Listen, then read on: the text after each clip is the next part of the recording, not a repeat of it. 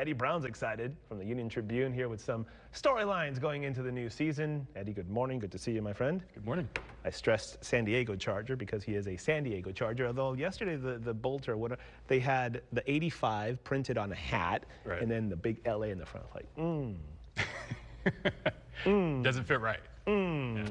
Talk to me about Antonio Gates, obviously. We witnessed this man playing, doing great things, and we knew we're witnessing a Hall of Fame career in real time. Impressive. No, I mean, that's my first thought. I remember his rookie season coming out and like, wait, this guy didn't play football? This guy played basketball. A basketball player. Right? I mean, that's unheard of. It's crazy. And just one of my fondest memories is thinking, like, watching him as a rookie and like, you know what? I'm drafting this guy in fantasy next year. And then lo and behold, first game out the chute, 8 catches, 120 yards, Boom. and he has like 13 touchdowns that year. And it's just like on and unstoppable from that point on. So it's really good to see him. I was flabbergasted when he wasn't first ballot, like when his first year of eligibility. Yeah. Shocked me. Should have been. He should have been. There was no real reasoning to it, but it's glad to see him get his flowers today. Indeed. Well said. You know, when you're rocking an 85 jersey in San Diego, you're doing something right as a player. Well deserved. Let's talk about what the Chargers have been doing. Obviously, they've been gone how many years now, Eddie? Oh, man. Who cares? Yeah. Anyway, they're starting to do events in San Diego again. There are different points of view here. Some of us who feel jilted and just hurt still are not taking part in this. Others are. How do you feel about the whole thing? Kind of feels a little too late. I agree. You know, I think Harbaugh makes sense. Obviously, his connection to USD, that all made perfect sense. The idea he wants to reach out to the community. He's kind of the perfect face and perfect personality to do that. Yes. But I'm telling you this, as somebody who deals with Chargers fans on a regular basis, even to this day, or ex-Chargers fans, it's been almost a decade. We're still getting complaints at the Union Tribune for covering them. Really? Yeah. So that's how loyal the San Diego Charger fan base is. Yeah. That's like, don't cover those. That's not our team. It's not our team anymore. It's up the road. So you know, I think those people you're not going to get back. So whatever reach out you got, you can spend half the year down here. You're not going to get those people back. But there are still fans down here. There are still season ticket holders, and you probably got to still nurture that fan base. And we were talking about there are some people still holding out hope somehow 7-8 years later that something's going to happen and they're eventually going to come back. Do you see that happening at any point?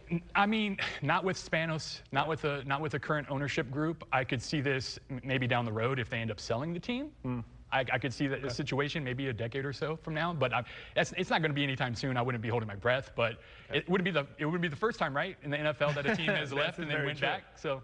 I was holding my breath earlier when it happened. I said, oh, within 5 years they'll be back. And then I held my breath so long I passed out. But anyway, let's talk about contenders this year. NFL is back tonight, obviously, with the Hall of Fame game. But let's talk about contenders, how teams look in your eye. You know, you got to start with the last Super Bowl. You got to start with the Eagles or the Camps for a reason. Right. Obviously, though, Barkley had almost 500 touches last year. That's a lot. You know, I don't need to be an expert to say that. And they lost some people and some leadership on defense, so they're going to have it's going to be a difficult run. It's always is in the NFL. The Chiefs, you can't count them out as long as Patrick Mahomes, Breeze. I think this has put up or shut up time for the Ravens and Bills, and I think it'll be interesting to see a team like the Niners bounce back if they get luck as far as injuries and that sort of thing. You see Josh Allen and people are like, well, Josh Allen, it's his turn. They want him to win. They want him to. It might be his year. It definitely could. I mean, it definitely could be. Yeah. They have a veteran team. They brought in some players. He's only. I mean, he's still in this smack dab in his prime. Right. Same thing could be said about the Ravens. I think those two teams are the ones that are going to be vying for the spot, and I think the Chargers have a shot. I think if there's a little chance to knock off the Chiefs, it might be a little window in the next couple of years as they transition into the second half of Mahomes' career. So I don't know. Okay, I'll let you have that. What teams are going to fly under the radar? Give us a heads up. Who do you think maybe we need to? I think the Bengals. The Bengals? Yes. Really? Yeah. First off, Burrow is. I mean, just a couple of years off of the Super Bowl appearance, right? I mean, okay. I mean, they have. Look, the reason they're flying under the radar is because everybody's holding out. They're just now showing up to camp. Yep. And so they're dealing with all that craziness. They dealt with all the contracts and the offense in the offseason. But look, Burrow arguably could be considered the top quarterback in the NFL. I know people want to say Mahomes, people want to say Allen, people want to say Lamar Jackson. They're all good. I mean, but last year he was as good as quarterbacking gets.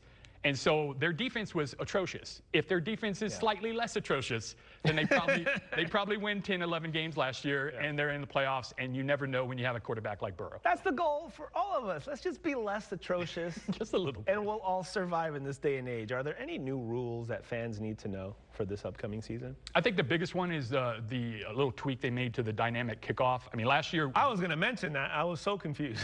It looked like a glitch in a video game, but okay. Yeah, last year made sense because it actually worked because it made the play safer, which was the main primary goal. Right.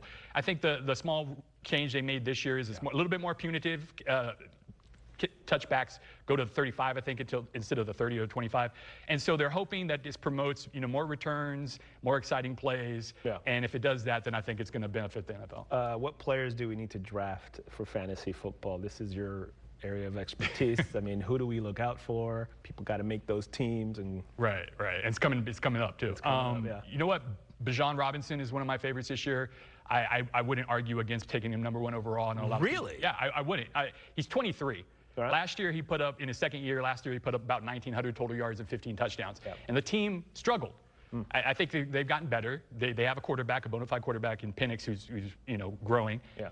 They're going to need him. They're going to need Robinson. They're going to need to lean on him in the pass game, too. He spent the summer working with Christian McCaffrey, who's somebody who he idolizes, somebody who he mimics his game after. So that's kind of a scary situation. He has the talent to put up that type of performance. cool.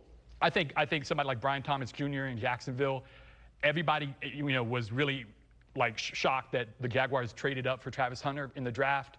I think that benefits Thomas more than anybody. Interesting. Because I think the defenses are going to have to pay attention. He was the only guy on that team last year as a rookie and put up 1,300 yards. Okay. I mean, it's going to be a good quick prediction Super Bowl. It's so cliche. Yeah. Who you got in the Super Bowl, Eddie? Go ahead. Off the top of my head, I'm saying Bills-Niners. Bills-Niners. Bosa Bowl. The Bosa Bowl. Yeah. Very marketable. There you go. Eddie Brown with the Union Tribune. We thank you, as always, a good chat about football in the NFL. Have a great season. Can't wait. All right, bud.